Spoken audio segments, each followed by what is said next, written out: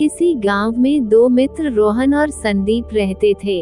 रोहन बहुत ज्यादा धार्मिक प्रवृत्ति का था और वो मानता था कि भगवान उसका हर काम कर देंगे। दूसरी ओर संदीप बहुत ज्यादा मेहनत करता था। एक बार दोनों ने मिलकर कुछ जमीन खरीदी, जिस पर दोनों ने मिलकर फसल उगाने की सोची। अब संदीप तो दिन भर खेत में मेहनत करता, लेकिन रोहन कुछ काम नहीं करता। वो केवल मंदिर में जाकर भगवान से अच्छी फसल के लिए प्रार्थना करता। इसी तरह समय बीतता गया और खेत की फसल पककर तैयार हो गई।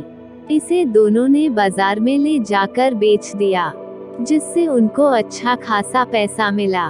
घर आकर संदीप ने रोहन से कहा, देखो दोस्त, खेत में मैंने ज्यादा मेहनत की है, इसलिए इस धन का ज्यादा हिस्सा मुझे मिलना चाहिए। संदीप की बात सुनकर रोहन बोला, नहीं नहीं, इस धन का ज्यादा हिस्सा मुझे मिलना चाहिए, क्योंकि मैंने ही अच्छी फसल के लिए भगवान से प्रार्थना की थी, तभी हमको अच्छी फसल हुई है।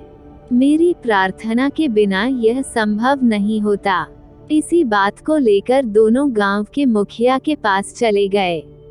मुखिया ने उन दोनों की बात सुनकर कुछ सोचा और दोनों को एक एक बोरा चावल दे दिया, जिनमें कंकड़ मिले हुए थे, और कहा कि तुम दोनों को इनमें से चावल और कंकड़ अलग अलग करके लाना है, तभी मैं निर्णय करूंगा कि फसल के धन का ज्यादा हिस्सा किसको मिलना चाहिए।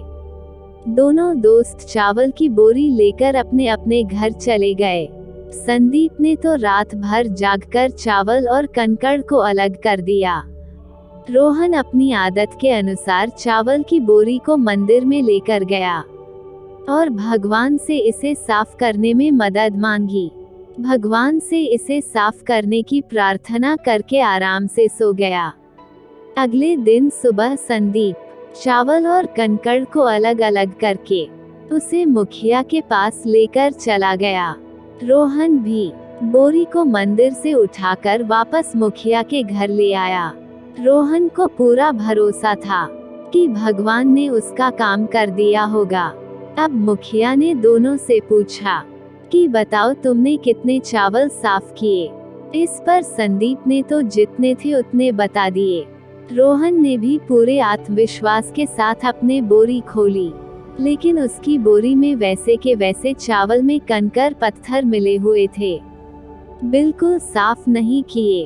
अब मुखिया सारी बात समझ चुका था कि रोहन बिल्कुल मेहनत नहीं करता है, इसीलिए अनाज के धन में भी कम हिस्सा मिलना चाहिए। गांव के मुखिया ने रोहन को समझाया कि भगवान भी तभी तुम्हारी मदद करता है जब तुम कड़ी मेहनत करते हो। हर काम में तुम भगवान के भरोसे बैठे रहोगे और मेहनत नहीं करोगे तो इस दुनिया में पीछे रह जाओगे। रोहन को मुखिया की बात समझ में आ चुकी थी। वह भी संदीप के साथ साथ जमकर मेहनत करने लग गया। दोस्तों, इस कहानी से हमें यह शिक्षा मिलती है कि भगवान से प्रार्थना करना ठीक है, लेकिन साथ ही साथ हमें कड़ी मेहनत भी करनी चाहिए। आपकी किस्मत तभी चमकेगी जब आप अपना 100% देंगे। वो कहते हैं ना कि खुद को कर बुलंद इतना कि खुदा बंदे से खुद पूछे, बता तेरी रजा क्या है। इसलिए दोस्तों, अपने आप से ईमानदार बने और दबा कर मेहनत करें। आपको सफलता के शिखर पर पहुंचने से कोई नहीं रोक सकता।